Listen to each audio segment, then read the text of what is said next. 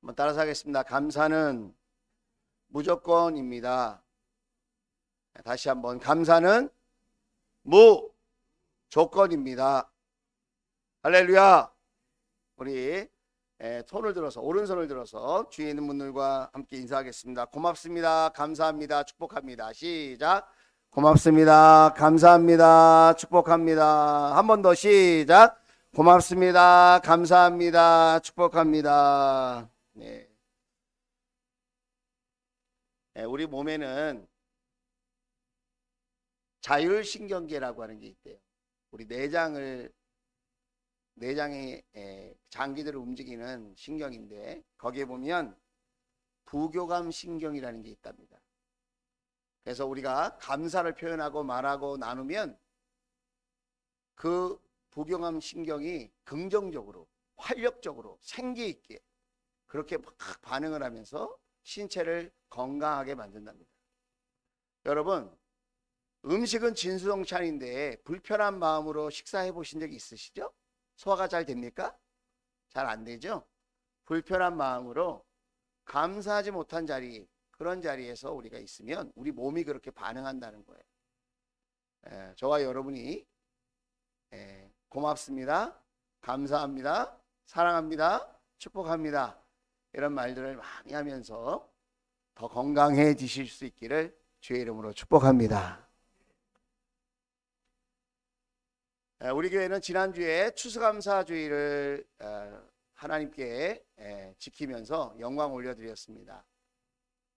한 해 동안 저희들을 지키시고 수확하게 하신 하나님, 어려운 중에도 우리를 지키시고 보호하신 그 하나님을 생각하면서 우리끼리 먹고 마시는 잔치가 아니라 각 목장별로 우리가 섬겨주고 사랑해야 할 VIP들을 한 분씩 정하고 저희들이 하나님께 올려드린 과일과 소중한 마음들을 VIP들에게 전달하는 그런 귀한 한 주간을 보냈습니다. 뿐만 아니라 우리가 하나님의 자녀로 만나게 해주신 것에 너무너무 감사해서 지난 한 주간 동안 짝목장, 두 목장이 한마음 되어서 서로 축복하고 위로하고 격려하는 시간을 가졌습니다. 이번 주에 못하신 목장은 아마 돌아오는 주간에 여러분이 갖게 되실 것입니다. 여러분, 혼자는 외롭습니다. 혼자는 고독합니다. 혼자 헤쳐나가야 될 세상은 만만치 않습니다. 함께 마음을 모아 기도하고 찬양할 수 있다면, 함께 주님의 사랑을 나눌 수 있다면, 함께 감사하고 함께 고마움을 표현할 수 있다면 우리는 넉넉하게 이 험한 세상 승리하며 살게 될 줄로 믿습니다. 세상에는 여러 부류의 사람이 있는 것 같아요. 특별히 감사라고 하는 측면에서 세 종류의 사람이 있다고 생각합니다. 첫째는 감사할 것이 있으면 감사하는 사람이에요. 대부분의 사람들이 아마 여기에 포함될 것 같습니다. 감사할 것이 있으면 감사하는 사람. 종교가 있든 없든 자기가 어떤 형편과 처지에 있든지 간에 감사할 것이 있으면 감사하는 사람. 그런 대부분의 사람들이 여기에 속한다. 자, 두 번째 부류의 사람은 어떤 사람이냐면 감사할 것이 있어도 감사하지 않는 사람이에요. 여러분, 돌이켜보면 얼마나 감사한 게 많습니까?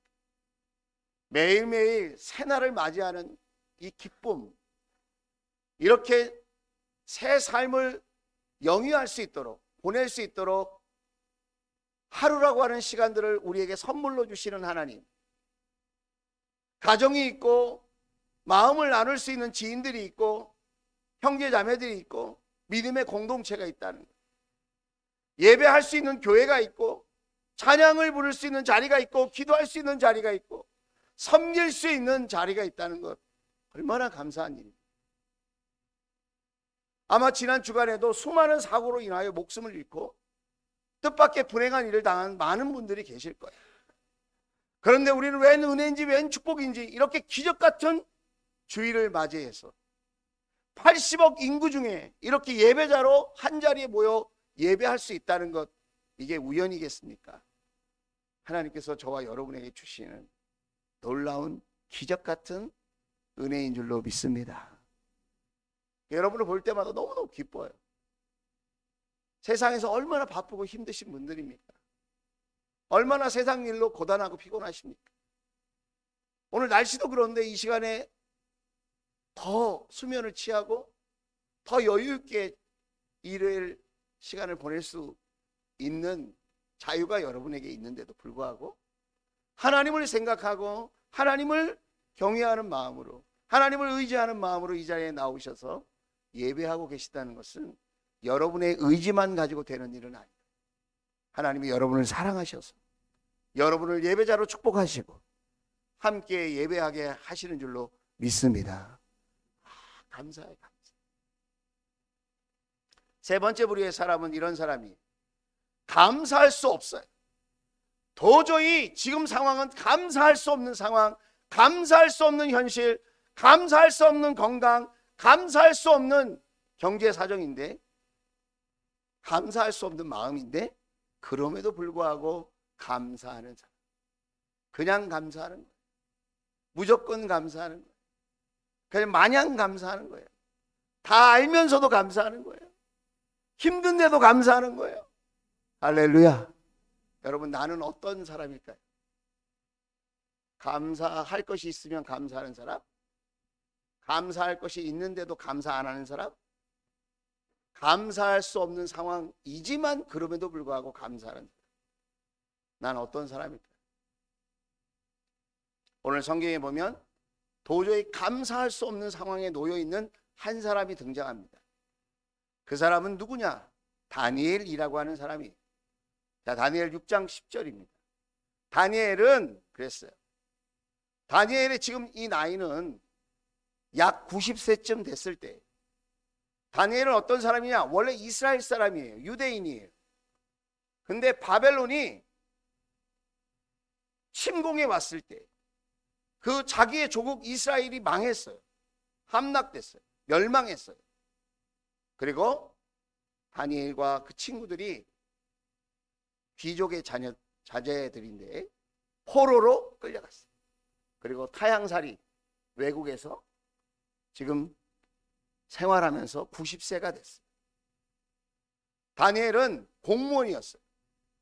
정책적으로 이방 민족의 사람들을 데려다가 바벨론이라고 하는 큰 나라, 역사 속에 실존하는 나라입니다. 바벨로니아라고 하는 그 나라의 정책에 의해서 점령 국가 중에 똑똑한 인재들을 불러다가 교육을 시켜서 공무원으로 삼고 포로로 끌려온 사람들을 이렇게 다스리게 하고 그 나라의 일꾼이 되게 했어요. 근데 다니엘은 그런 사람 중에 한 사람이에요. 그래서 그동안 섬긴 왕이 누구냐? 느부갓네살 왕, 그 다음에 벨사살 왕. 벨사살 왕은 바벨로니아라고 하는 나라의 멸망과 함께한 왕이에요. 아주 망나니 왕이에요. 자기 멋대로 잔치를 벌이고 왕의 역할을 잘 감당하지 못해서 나라가 망했어요.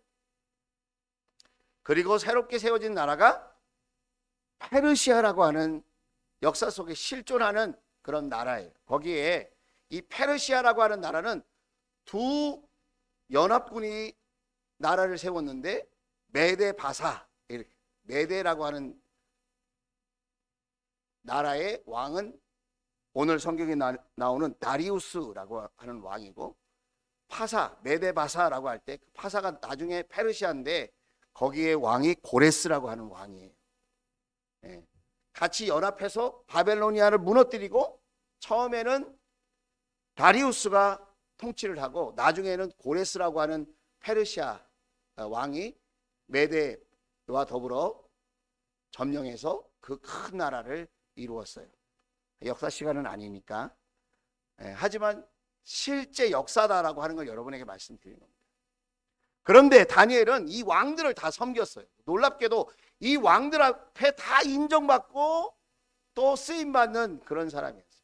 오늘 다니엘서 6장을 보면 이 페르시아라고 하는 나라가 세워지면서 120 지역으로 나눴어요. 나라가 너무 넓으니까 연방제처럼, 미국 연방제처럼 이 페르시아도 120명의 지방행정관, 도지사를 정한 거예요. 도지사. 그래서 왕이 좀 형편없어도 나라가 망하지 않도록 각 지방에 지방 행정관을 뒀다는 거예요. 도지사를 뒀듯이. 이해가 되셨죠? 그 위에 그 도지사들을, 그 지방 행정관들을 통치하고 다스리고 관리 감독하는 정승, 이 세 사람이 있었는데 그 중에 한 사람이 다니엘이에요. 예. 특별히 다니엘은 정치적인 영향을 받지 않도록 그 자기의 신념을 가지고 왕을 잘 보필할 수 있는 사람이다 라고 생각해서 총리 중에 가장 으뜸이 되는 총리이면서 비서실장 역할을 할 수 있도록 그렇게 다리우스 왕이 신임하는 총리였어요. 나이가 몇 살쯤 됐다고요? 90세쯤 됐다. 그런데 이 다니엘은 이렇게 왕의 신임을 얻게 되고 비서실장 역할도 하게 되고 정승 중에 최고의 정승이 되고 수석으로 일하게 되면서 정치적으로 많은 모함과 시샘과 공격을 받게 된 거예요. 그래서 그 정승 세 사람 중에 두 사람이 모의를 해서 왕에게 건의를 했어요. 한 달 동안 왕 외에 다른 신에게 절을 하거나 예배를 드리거나 기도를 하면 반역죄로 처단합시다. 세상의 그 어떤 신보다 왕이 최고입니다. 왕을 높이는 척하면서 지금 누구를 공격하는 거예요? 다니엘이라고 하는 사람을 모함해서 지금 정치적인 적군을 없애버리려고 하는 정치적인 음모를 꾸미고 있는 거예요. 거기에 조서에 그렇게 자세하게 기록해가지고 왕에게 주었습니다. 자, 그러면 여러분 보세요. 왕은 다니엘이 이렇게 하나님을 경외하는 사람인 것을 몰랐을까요? 다니엘이 이렇게 하루에 3번씩 간절한 마음으로 기도하는 신앙인이라는 걸 몰랐을까요? 여러분 어떻게 생각하세요? 몰라서 조서에 도장 찍고 내가 도장 괜히 찍었나 봐 막 그렇게 후회하는 왕이었을까요? 아니라는 거예요. 여러분 인사할 때 사람을 등용해서 쓸 때 얼마나 많은 검증을 거칩니까? 요즘도 얼마나 많은 검증을 합니까? 그 사람의 종교, 그 사람의 재산, 그 사람의 학벌, 그 사람의 여러 가지 것들을 다 그냥 세밀하게 조사를 하는데 언제 반역해서 독살시킬지 모르는 그런 문화의 나라의 왕이 그런 뒷조사 안 했을까요? 다니엘이 신앙인인 걸 알았고 기도하는 사람이라는 걸 알면서도 다니엘을 못 믿어서가 아니라 신임하면서도 그 조서에 도장을 찍었다. 왜 그랬을까요? 다니엘이 믿는 하나님이 진짜 살아계신 하나님인가? 알고 싶은 거예요. 누가요? 다리우스 왕이. 그 다음에 또 누가 왕이 된다고요? 고레스 왕이. 고레스 왕 때 무슨 일이 일어나죠? 이스라엘 포로로 잡혀갔던 사람들이 다 본국으로 꿈같이 돌아가는 거예요. 하나님의 위대한 구원의 역사가 이루어지는 거예요. 왕이 어느 날 기분 나서 도장 찍고 기분 나서 야 고향으로 돌아가라. 이스라엘 백성들은 다 고향 땅으로 돌아가서 좋다. 즉흥적으로 한 게 아니라는 거예요. 그 왕들이 누구를 통하여? 다니엘을 통하여. 누가? 살아계신 하나님이 어떻게? 지금도 역사하신다. 살아계신 하나님이 온 우주의 왕이시며 나는 잠시 왕 노릇하다 사라질 왕이지만 내가 잡은 권세는 일시적인 권세지만 그분의 권세는 영원하다. 그분이 역사의 흥망성쇠를 주관하시고 한 개인의 삶의 생사화복을 주관하시는 분이다. 할렐루야. 그거를 누구를 통하여 알게 되는 거예요? 다니엘이라고 하는 사람을 통해서 알게 되는 거라. 근데 어떻게 알게 됐어요? 이 사건을 통해서 알게 돼요. 찐하게 믿는, 대충 믿는 사람이 아니라 정말 찐하게 믿는, 정말 바르게 믿는 하나님의 다스리심과 통치하심을 믿는 우연이 아니야. 사람들의 정치가 아니야. 이건 경제 상황이 아니야. 이건 누구의 개인의 능력이 아니야. 이건 하나님이 하시는 거야. 그거를 보여준 사람, 그 사람이 다니엘. 왕도 알고 싶었어요.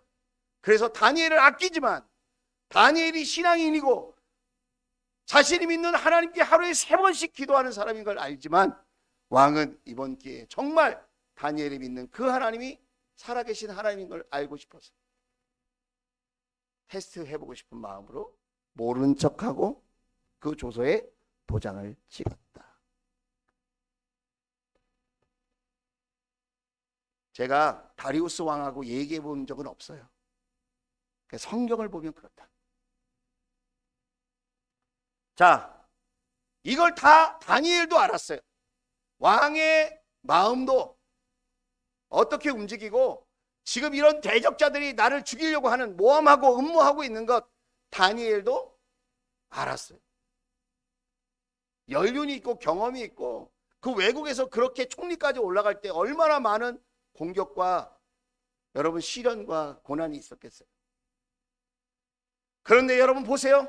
다니엘은 왕이 금연문서에 도장을 찍은 것을 알고도 자기 집으로 돌아가서 다락방으로 올라갔다. 왜?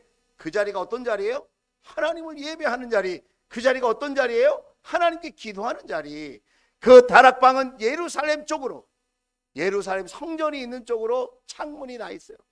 창문을 열고 그는 늘 하듯이 하루에 3번씩 그의 하나님께 무릎을 꿇고 기도하며 감사를 드렸더라. 할렐루야. 여러분 진짜 감사하는 사람의 모습이에요.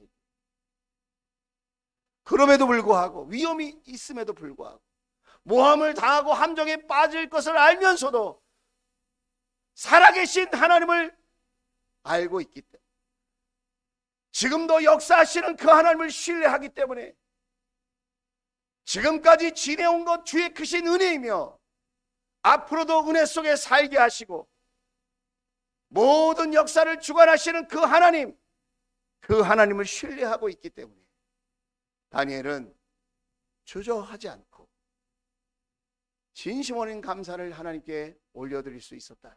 자 보세요. 진짜 감사하는 사람은 이런 일이 일어납니다. 진짜 감사는, 진정한 감사는 상황을 초월한다. 상황을 초월한다. 우리는 현실 탓을 많이 합니다. 지금이 어렵습니다. 힘듭니다. 코로나로 2년 동안 지났어요. 지금 얼마나 어려운데 무슨 감사합니까? 그건 배부른 사람이 하는 거지. 그건 여유 있는 사람이 하는 거지. 먹고 살만한 사람이 하는 거지. 지금 살기가 얼마나 어려운지 아십니까? 무슨 감사를 합니까? 우리는 얼마나 항변할 이유가 많이 있습니다. 그렇게 할 수 없다고, 그렇게 하면 안 된다고 핑계댈 소지가 너무나도 많아요. 그렇죠? 그런데 여러분 예를 한번 들어볼게요. 몸이 아프거나 힘들면 나타나는 증상 중에 하나가 뭐냐면 입맛이 없는 거예요.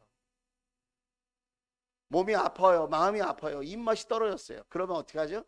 굶어야죠? 야, 아픈데 무슨 밥을 먹냐? 뭐 이렇게 마음이 상했는데 무슨 밥을 먹냐? 입맛도 없는데. 부모님들이 그렇게 얘기하죠? 아니죠. 부모님 뭐라 그러죠? 입맛이 없어도 먹어. 아니 입맛이 없다니까요. 입맛이 없으면 안 먹어야 정상이지. 입맛이 없는데 먹으라고 그래요. 약으로 생각하고 먹어. 조금이라도 먹어야 돼. 입맛이 없을 때 먹어야지 기운 차린다. 그래야 힘이 난다. 그래서 우리 부모님이 먹게 합니까? 내버려둡니까? 사랑하니까 먹게 하죠. 먹으면 어떤 일이 일어나죠? 입맛이 없었는데, 그렇게 힘들었는데 생기가 돌아요. 힘이 솟아요. 할렐루야. 여러분 감사할 일이 없을 때, 내 상황이 힘들어서 감사할 맛이 뚝 떨어질 때, 바로 지금이 하나님께 감사할 때인 걸 믿으시기를 주의 이름으로 축복합니다. 감사할 수 없을 때 감사하면 상황이 바뀌어요. 그 상황을 이기게 됩니다.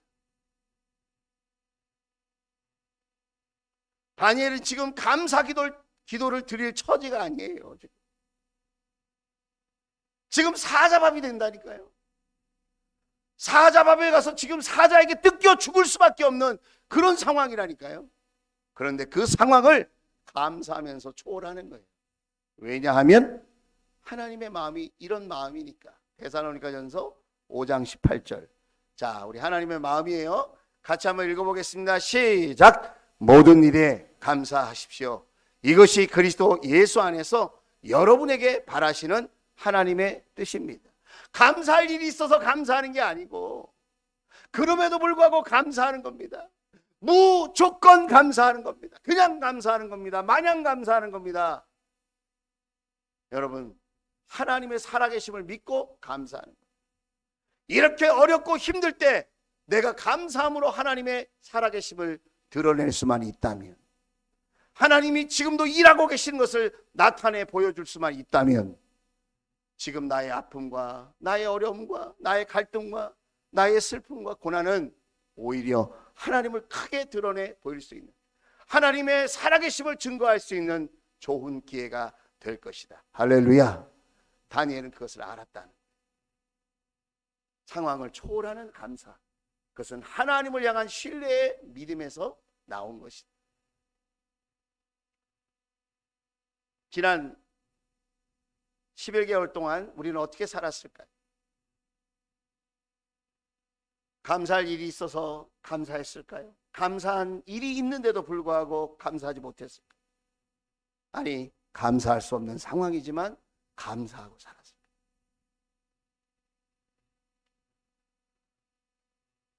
두 번째로, 여러분, 진정한 감사가 있는 사람들에게는 이런 일이 일어납니다. 그게 뭐예요? 운명을 바꿔놓는다. 운명이 바뀐다. 자, 22절 말씀이에요. 자, 22절. 자, 다니엘이 그렇게 감사했는데 붙들렸어요. 아니, 붙들리지 않게 해줘야지 하나님이. 아니, 저렇게 감사할 수 없는 상황에 감사하면 좋은 일이 생겨야 되잖아요. 그러니까 우리가 기대하는 게 그런 거죠. 그런데 감사하고 오히려 두려움 없이 여전히 하루에 3번씩 기도하듯이 하나님께 기도하고 하나님께 감사했더니 붙들렸어. 아니, 하나님 붙들린 것까지는 이해를 해요. 그럼 사자굴 속에는 들어가지 않게 해줘야지. 그렇잖아요. 그런데 사자굴에 들어갔어요. 나의 하나님이 천사를 보내셔서 사자의 입을 막으셨으므로 사자굴에 들어갔는데 사자의 입을 천사가 막아줬대요. 사자들이 나를 해치지 못하게 했다는 거예요. 그것은 하나님 앞에서 나에게 죄가 없다는 사실을 드러났기 때문이다. 임금님, 나는 임금께도 죄를 짓지 않았습니다. 사자굴에 들어가는 다니엘을 보고 이 왕이, 다니엘아, 살았니? 죽었니? 그게 궁금했어요. 그런데 다니엘이 살아서 이렇게 얘기하는 거예요. 어떤 사람이 이렇게 얘기하더라고요. 사자가 배불러서 먹기 싫었다. 사자가 입맛이 없었다. 그때 딱 맛없게 생겼다. 다니엘이. 다 틀렸어요. 어떻게 할 수 있어요? 24절 보면 이 사자들이 이런 사자들이에요. 같이 읽어보겠습니다. 시작. 왕이 명령을 내려서 다니엘을 헐뜯는 사람들을 데려오게 하고 그들과 그 자식들과 아내들을 사자굴에 던져 넣으니 그들이 굴 밑바닥에 닿기도 전에 사자들이 그들을 움켜서 그 뼈까지 부서뜨렸다. 다니엘을 모함한 사람들 대신 던져서 사자굴 속에, 굴 속에 딱 던졌는데 땅에 떨어지기도 전에 사자가 으앙 공중에 탁 차고 올라가가지고 그냥 물어뜯었는데 뼈까지 부서뜨릴 정도로 그렇게 강력하게 물어뜯었다는 거예요. 배부르지 않아요. 입맛이 없는 것도 아니에요. 아까 성경이 뭐라고 써있죠? 하나님이 천사를 보내셔서 사자의 입을 막았다. 여러분, 이 사자의 입을 막으신 하나님, 오늘 저와 여러분을 공격하는 원수마귀를 막아주실 줄로 믿습니다. 저와 여러분을 고통스럽게 하고 불행하게 만드는, 슬프게 만들고 낙심하게 만드는 모든 일로부터 우리 하나님 막아주실 줄로 믿습니다. 우리 하나님은 우리를 죽이는 하나님이 아니라 살게 하시는 하나님입니다.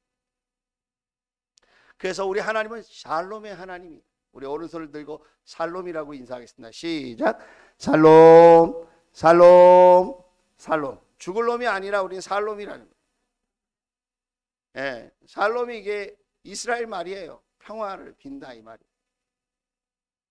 하나님은 우리를 살게 하시는 분이에요, 여러분. 세상은 우리 보고 못 산다, 힘들다, 넌 죽어야 된다, 너는 포기해야 된다 말하지만 하나님은 아니라고 말씀하십니다. 하나님은 너를 살릴 거야, 도와줄 거야, 구원해 줄 거야, 붙들어 줄 거야, 건강해 줄 거야, 너희를 회복시켜 줄 거야. 할렐루야.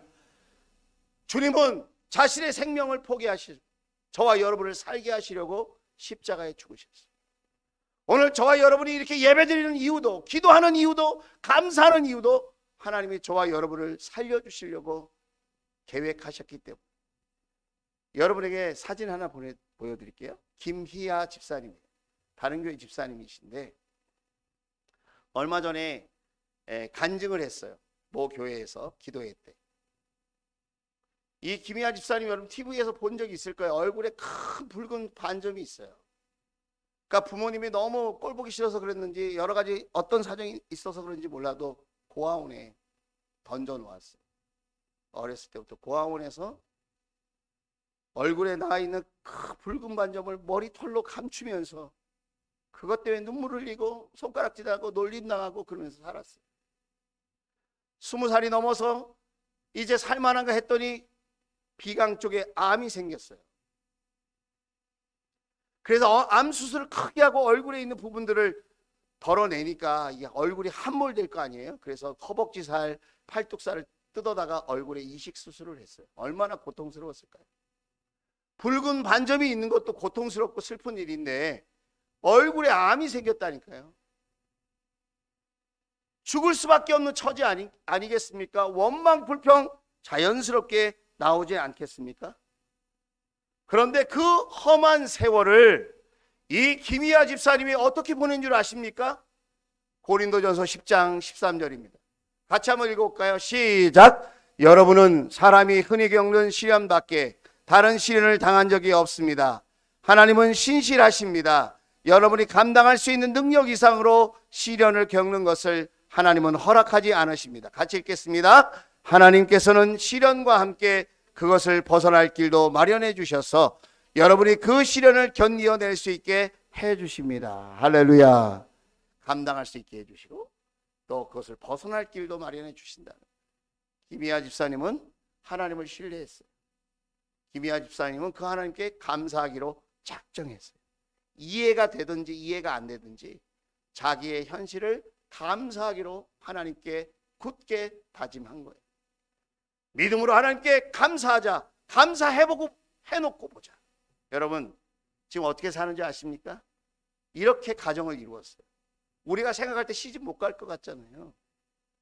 그런데 하나님이 믿음의 남편, 믿음의 가정을 준비해 놓으셨어요. 본인 말로는 남편이 장동건을 닮았대. 동의하기 어려웠어요. 자기 눈에 그렇게 보였다는. 그리고 이렇게 귀한 자녀들과 더불어 지금 행복한 믿음의 가정을 이루어 살고 있다는 거예요. 여러분 죽을 운명인데 그 운명을 바꾸셨습니다. 누가요? 하나님이. 다니엘도 사자굴에 들어가서 찢겨 죽을 수밖에 없는 운명인데 하나님께서 바꾸셨어요. 왜? 다니엘의 그 기도하는 믿음, 그 다니엘의 감사하는 그 믿음을 보고 하나님께서는 역사하신 줄로 믿습니다. 하나님이 일하신 줄로 믿습니다. 김희아 집사님이 이런 얘기를 해요. 감사가 고난을 이깁니다. 감사가 불행을 끝냅니다. 감사가 하나님의 기적을 경험하게 합니다. 할렐루야. 저도 동의합니다. 2021년도를 시작하면서 우리 교회는 5감사를 하기로 작정했어요. 하루에 5가지 감사를 한번 해보자. 안 되면 3가지 감사, 그것도 어려우면 1가지 감사라도 한번 해보자. 이를 악물고 아무리 고단하고 힘들고 피곤하고 어려워도 병원에 입원하고 속이 상하고 화가 나고 우리가 사람이기 때문에 낙심되는 순간에 찾아와도 누구를 생각하면서 살아 역사하시는 하나님, 지금도 우리를 살리시려고 일하시는 그 하나님, 우리에게 평안을 주시고 우리에게 소망을 주시기를 원하시는 그 하나님을 바라보면서 감사하기로 결심, 또 결심, 감사를 찾아내려고 나의 삶을 뒤돌아보면서 짜고 또 짜서 감사를 하나님께 올려드릴 때, 여러분, 하나님의 눈으로 내 자신을 바라보고, 하나님의 눈으로 우리 가족과 목장 식구들을 바라보고, 하나님의 눈으로 세상을 바라보는 그런 놀라운 은혜를 경험하게 되어진 줄로 믿습니다. 지금도 우리 감사 밴드가 지금 움직이고 있어요. 청소년부 밴드가 따로 있고요, 우리 싱글들, 청년들 감사 밴드가 따로 있고, 우리 어른들을 향한 감사 밴드가 있어요. 여러분, 누구에게 보여주려고 감사하는 건 아니죠. 하나님을 신뢰하는 마음으로 감사를 시작할 수 있게 되기를 주의 이름으로 축원을 드립니다. 감사를 이미 시작하셨다면 여러분 평생 하나님 앞에 감사로 승리하는, 운명을 바꾸는, 하나님의 기적을 경험하고 불행을 끝내고 고난을 쫓아보내는 그런 믿음의 승리자가 될 수 있기를 주의 이름으로 축원을 드립니다. 마지막으로 세 번째, 여러분 진정한 감사, 무조건 감사, 하나님을 생각하면서 무조건 감사하기로 결심한 사람들에게는 형통이 여러분 임하는 것입니다. 28절 말씀이 6장 28절, 우리 다 읽지 않았지만 28절 말씀 한번 같이 한번 읽어봅시다. 성경 말씀에 기록되어 있어요. 시작. 바로 이 사람 다니엘은 다리우스 왕이 다스리는 동안과 페르시아의 고레스 왕이 다스리는 동안 잘 살았다. 여러분, 잘 살았다는 게 뭐예요? 개역개정 성경에는 이렇게 이야기하고 있어요. 이 다니엘이 다리오 왕의 시대와 바사 사람 고레스 왕의 시대에 형통하였더라. 여러분, 형통한다는 말이 뭐예요? 이해가 안 되면 이 사람을 여러분 생각하면 돼요. 창세기 39장 3절이에요. 자, 같이 한번 읽어보겠습니다. 시작. 그 주인은 주님께서 요셉과 함께 계시며 요셉이 하는 일마다 잘 되도록 주님께서 돌보신다는 것을 알았다. 할렐루야. 여러분, 형통은 내가 부자가 되는 게 아니에요. 남들보다 건강한 게 아니에요. 남들보다 내가 원하는 일들이 잘 풀려지고 세상에서 내가 여유 있게 사는 것, 그것이 형통이 아니에요. 그거는 형통의 작은 모습 중에 하나일 뿐이에요. 그럼 진짜 형통은 뭐냐? 주님께서 요셉과 함께 계시며 라고 하는 이 말처럼 하나님이 함께하는 사람, 그 사람이 형통한 사람이다. 하나님이 함께하는 사람, 세상 사람들이 비웃어도 손가락질해도 하나님이 함께하시는 사람, 그 사람이 형통의 사람인 줄로 믿습니다. 저는 우리 주원 성도들이 하나님이 함께하시는 형통의 사람이 되기를 축복합니다. 요셉의 형통이 여러분의 형통이 될지어다. 요셉의 형통이 우리 주원 가족들의 형통이 될지어다. 어차피 이 세상은 영원히 못 살아요. 하나님이 함께 하시는 저와 여러분 될 수 있기를 주의 이름으로 축원을 드립니다.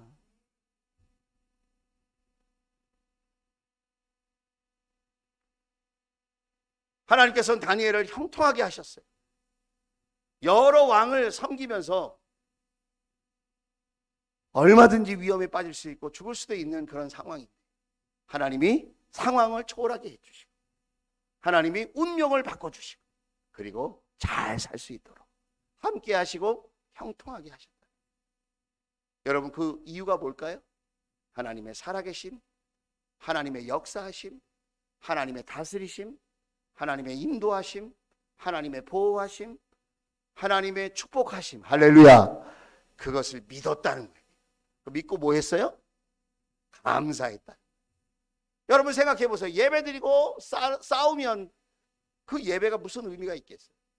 열심히 봉사하고 다투면, 화내면 그게 무슨 의미가 있겠어요? 뜨겁게 기도하고 은밀히 기도하고 나서 신경질 부리고 불평하고 원망한다면 그것이 무슨 덕이 되겠어요?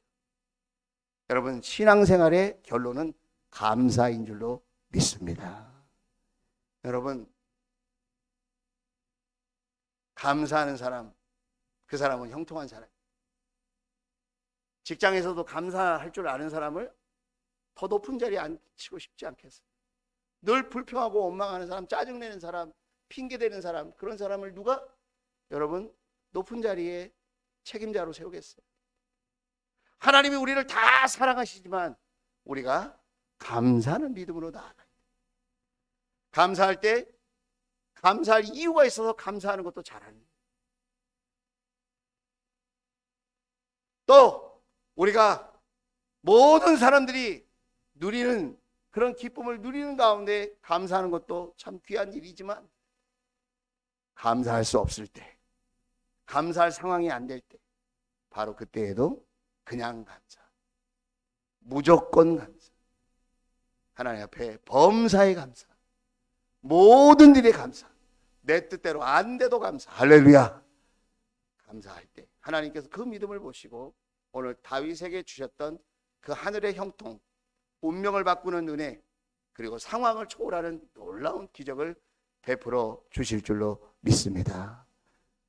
우리 조원 가족들이 다니엘과 같은 무조건 감사를 드리는 그런 믿음의 사람, 축복의 사람 다 될 수 있기를 주의 이름으로 축원을 드립니다. 기도합시다.